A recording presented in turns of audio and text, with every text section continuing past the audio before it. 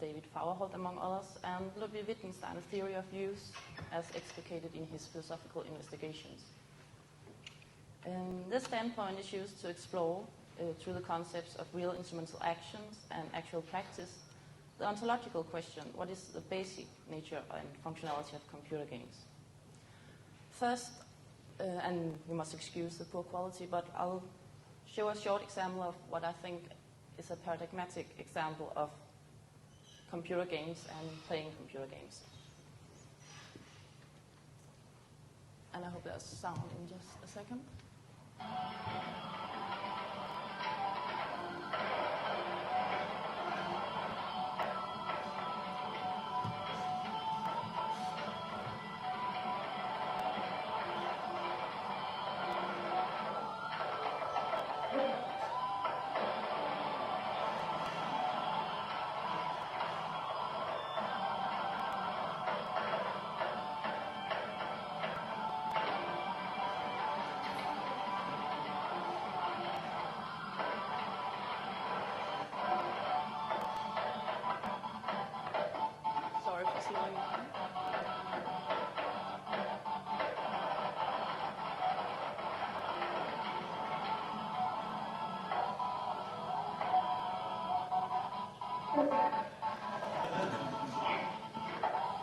And notice the yes in the end. Yeah.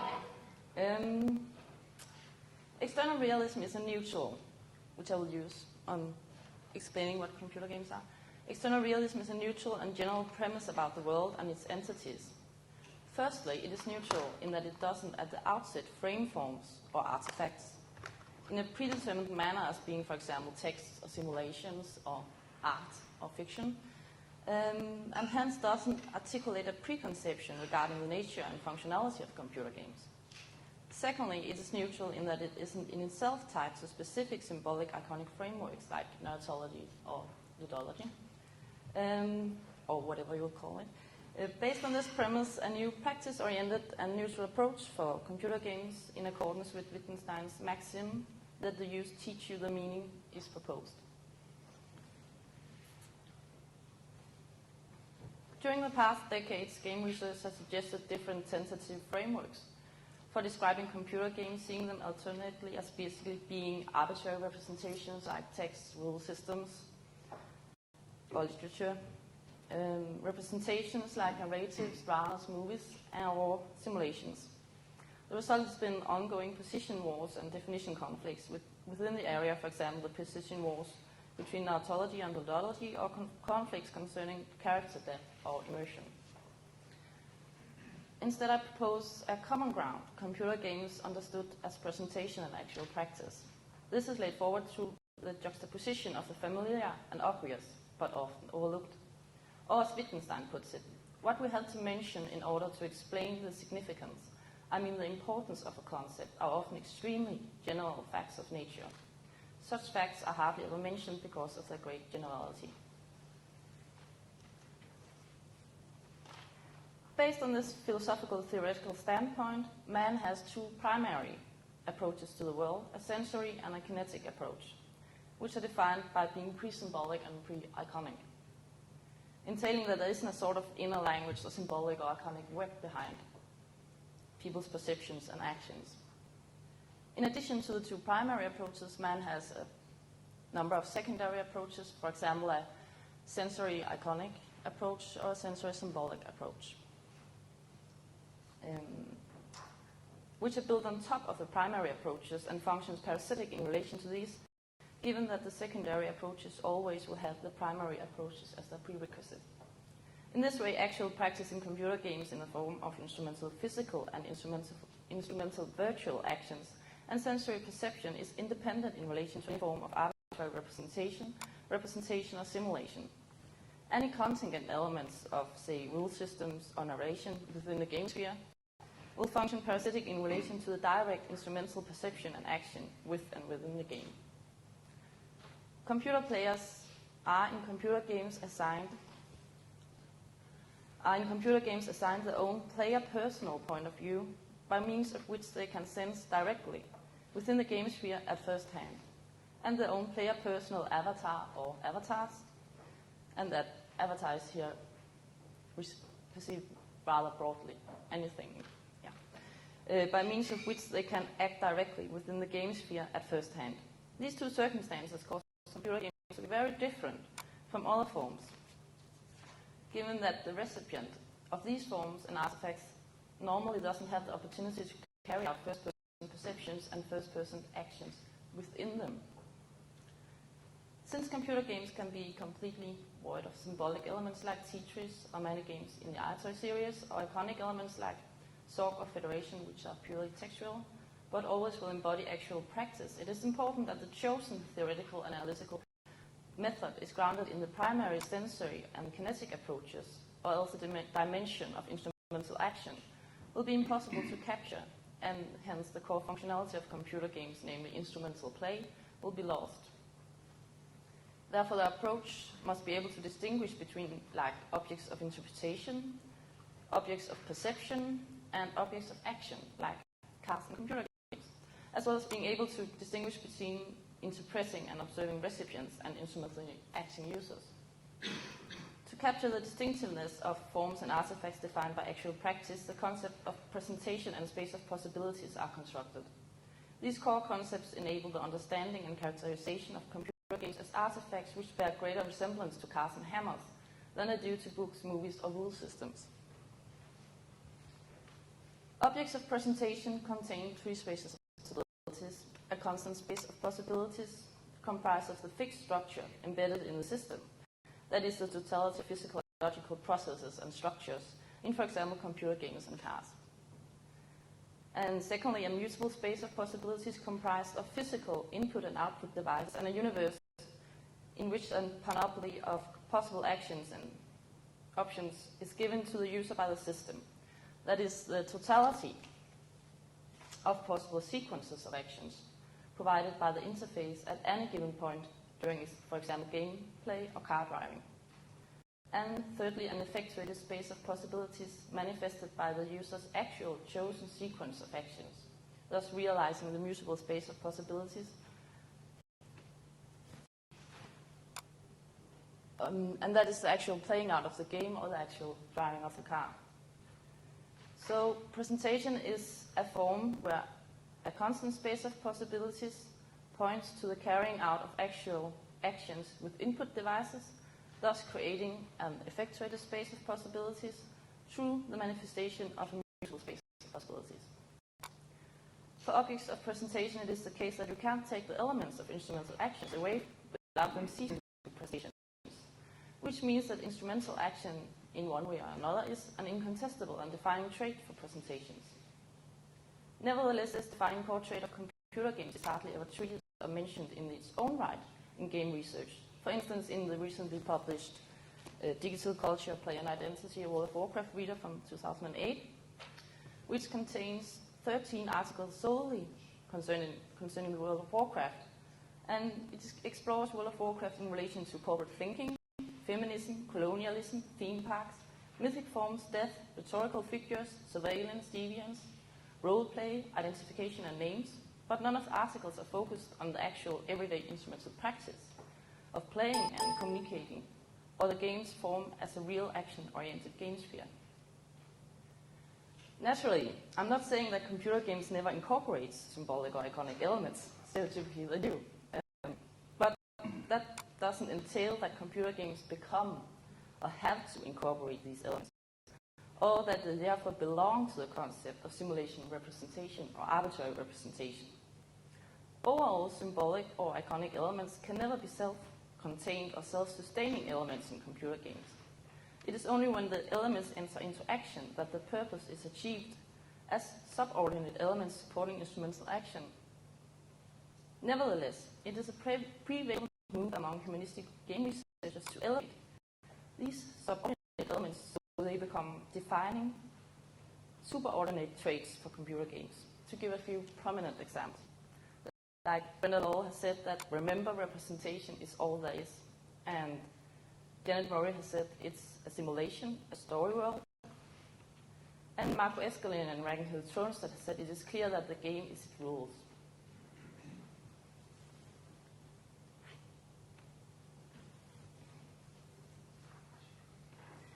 The problem arises from the circumstance that traditionally computer games have been approached from the theoretical standpoints of arbitrary representation or simulation. However, it is necessary to formulate a new realm of understanding when it comes to forms and objects of presentation. Forms of presentation are constituted by the fact that you can't lean back and be a passively receiving recipient. You must lean forward or jump and be an actively acting user. The nature of computing, like iToy or any other game, are simply to incorporate players and place them as instrumentally acting users in the game's space of possibilities by establishing an interactional circulation in which game and player stands in reciprocal connection because of the game's continuous demand for input and continuous emission of output. Computer games are a kind of instrumental diapractice. That is, to set up a framework for action, thus creating a joint arena inside which the game and players interact. The nature of artifacts of arbitrary representation or simulation is basically to cut off the recipients from interacting within the form, and instead placing them as perceiving receivers of the artifact surface and behavior, maintaining an unilateral connection to which it continuously emits output which the recipient receives. These artifacts are kind of monopraxis. The conceptual awareness I'm talking about here strikes at the most basic functionality of computer games by concretizing the concept of presentation through extrapolating the core facts of computer games. Core facts of computer games are the universal traits of a concept, while stereotypical traits are only common occurrences in most computer games or in all exemplars within groups of computer games. Therefore, any valid definition or understanding of computer games must be based on core facts and not on stereotypical traits, or according to Hilary Putnam. One cannot convey the approximate use unless one gets the core facts across. If we briefly are to summarize the core facts for the concept of computer games, it could look a bit like follows. Computer games are composed of a constant space of possibilities, a usable space of possibilities, and an effectuated space of possibilities. All computer games present a computer-regulated universe on interface level. The computer game automatically regulates the player's actions so they are in accordance with the rules in force. Hence, the rules are not arbitrary constitutive or regulative rules which the players must bring their actions in accordance with, but applied laws of nature. The laws comprise a framework for action which the player infers from the game through a sort of learning by doing. And in that form, playing computer games has more affinity with learning to swim, rope skip, or drive, than learning to play chess, croquet, or Monopoly. Computer games are a form of presentation which achieves its meaning through actual practice in the form of instrumental action. And computer games require actions from the player on two levels: real physical actions with input devices and real virtual actions with avatars. Virtual actions are not reproductions or simulations of actions, understood in this way, but real instrumental actions in direct connection with the player's own body. These actions are just as real and instrumental as, for example, car driving. They are merely mediated. Just as the driver's propulsion is real, but mediated by the car, so the computer player's actions are real, but mediated by computer technology. Computer games, besides the differences from other forms, aren't revolutionary or shocking. They leave everything just the way it is. The hardest but most important part is then to adhere to these trivial defining traits when investigating the area of computer games, given that they constitute the core structure and functionality of any computer game. In accordance with the recent trend in game informed game scholarship must involve play. In order to perform good, valid research, the instrumentality of computer games must also be inscribed in the very understanding of the artifact, and a theoretical and analytical approach to it, as well as in the core of its definition. This entails a number of consequences and possibilities for game research. Among other things, ensuring that no stereotypical trait, be it rule system, text, or simulation, within the game sphere, are elevated to core facts, thus entering into the definition of computer games. Instead, it is vital that research in computer games stays grounded in the mediation of the two primary approaches to the world, first-person perception and first-person instrumental action.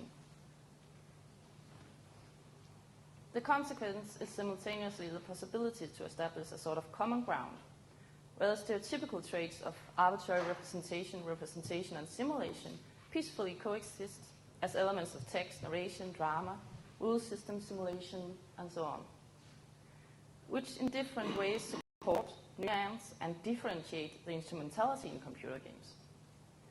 Thus, the aspects of representation, and simulation, which has led to wars and conflicts, can now unproblematically be integrated into the concept of computer games in the form of stereotypical traits. That is, elements characterizing different groups and genres of computer games. Thank you.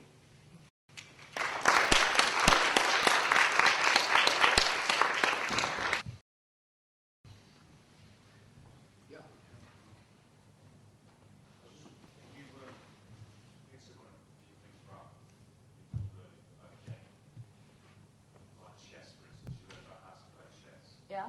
And you gave examples of the things you do, like drawing and skipping. Yeah. Which you kind of then more embody that technique. Yeah. And you thought about using or using across all those theory hypotheses. Of what? Sorry? All those theory hypotheses. No. When you learn by doing something, you can integrate into the body, you learn it that way. So I can use it boxing, you keep boxing, you learn how to do it, your body learns. Yeah.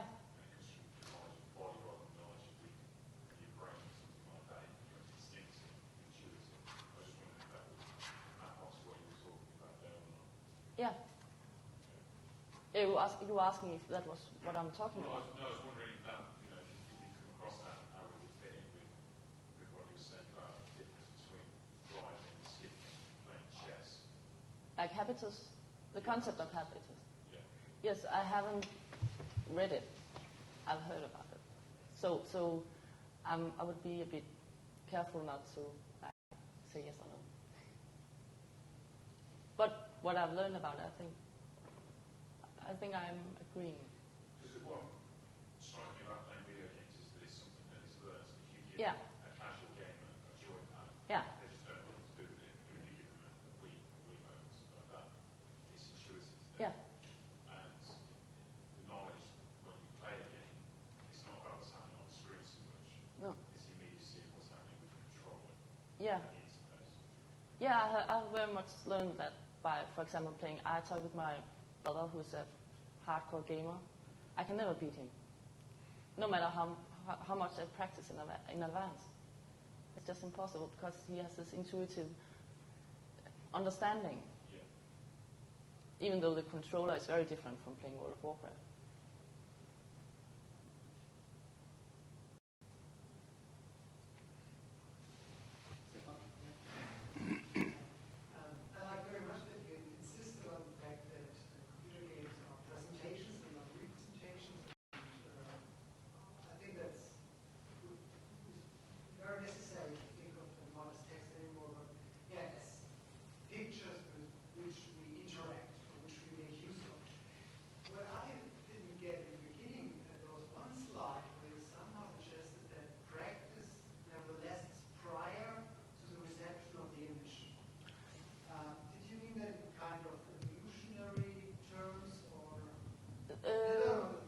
This one?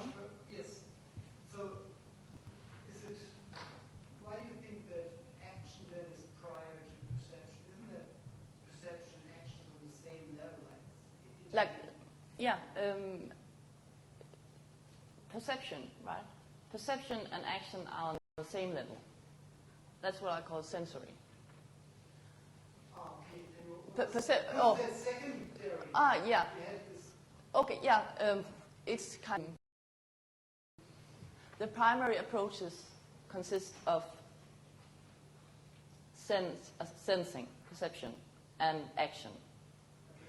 And the secondary is, by perception here I mean iconic, like representations and simulations. Yeah, and that's a secondary layer. Wasn't your point that it's not a representation? Yeah, because computer games over here are action-oriented and sensory-oriented in a direct way. And here, perception I have put here because it's a representation, it's a movie they're watching. Okay. So I think I should have put iconic instead, I think. Would have made it more clear, maybe.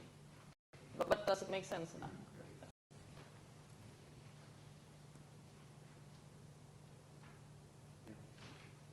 With computer games that seem to minimally rely on kinesthetics from the player, like for instance, I'm thinking of turn-based strategy games where like it's just very small. It's like clicking your mouse using your keyboard, but you don't really need to like for instance practice the actions nearly as much as you do with others.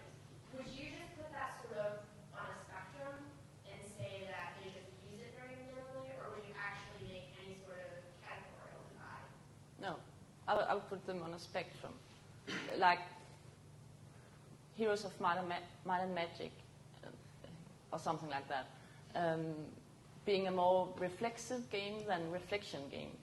But that doesn't rule out that they are a game in any way, because you still have to interact. If you just sit there looking at the screen, the game isn't unfolding. So no, I wouldn't rule reflexive games out, because they still has to involve instrumental action. So more kind of a spectrum, but that spectrum doesn't say that like Counter-Strike is a better game than Heroes of Might and Magic. It's just a spectrum of reflexive reflection. Yeah? Espen, there will maybe also be time for more questions. I'm just wondering about the different scope. Are you only focusing on computer games? Yeah. Why do you use that picture then? Because it's not a computer game. Oh, that's the point. Yeah. Okay, so Because it doesn't belong to presentations. Because it has not go into categorization now, but that's a board game, and it has a rule set, and you have to apply the rules set as you see that on the picture. Like her grandmother is explaining to her how she has to move the board piece in order to apply with the rules. I see that as a kind of a great distinction between video games and board games. A game, a game where you have this little slanted slates, and you have little balls, and you have a pin that you throw back and you release it. Yeah. And the ball just does the rest. Yeah, like sort of a very rudimentary form of pinball. Right. So it's a mechanical video game, if you will. Yeah, but what I'm presenting here isn't like an essential definition of computer games, but it's core traits of computer games, and like just like driving, well, just like playing pinball. Right. Yeah. So there's no computer necessary in your theory. No, it's just essential traits in computer games. I know, some. Yeah, and other features like car driving. Well, you have So it's not like I'm essentially defining computer games. It's more like I'm pointing to essential traits in computer games. But that's not like I'm listing up all the necessary and sufficient conditions for something being a computer game. It's more like pointing to traits you have to take into account when talking about computer games. So would there be computer games that didn't apply or wasn't part of these types of games? Hopefully, these core traits are in all computer games. So in that form, essential traits or core traits, but that doesn't mean that it is the concept of computer games because it applies to car driving or Right. So if people have some sort of role-playing game, chat room-based role-playing game, it wouldn't be one of these. Why not? I mean, because it's just incidentally using a computer to role-play. In fact, using text. Are you talking like mods now or something? Role-play in any kind of. There is one more question also, sir. I think mods apply to the core traits. No, but I'm not talking about associate systems. Okay. You can role play in many types of environments. Yeah. Yeah, but just to sum up, I hope what I'm arguing is that these core traits are present in all computer games, as well as in other artifacts of presentation. Yeah. So it's more like a definition of presentation more than a definition of computer games, and computer games belonging to the concept of presentation.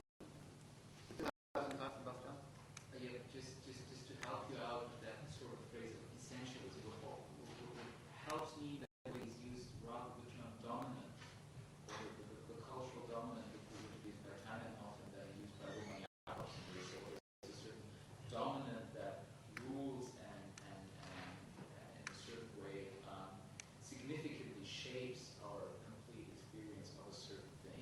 And I always find that phrase of dominant rather than which is an essential or core aspect of something. So it's the dominant aspect. That's just a better way of phrasing that so that you're not getting sort of mixed up in the kind of linguistic pratfalls and people want to know about how you're trying to do an essentialist definition. Yeah. I'm doing a sort of backwards essential definition. I don't know. It's mirrored because I'm not afraid of using the word core traits because I actually mean that they are present in all computer games. I just don't mean that the fact that they are present in all computer games is a listing of all the necessary and sufficient conditions for the definition of computer games.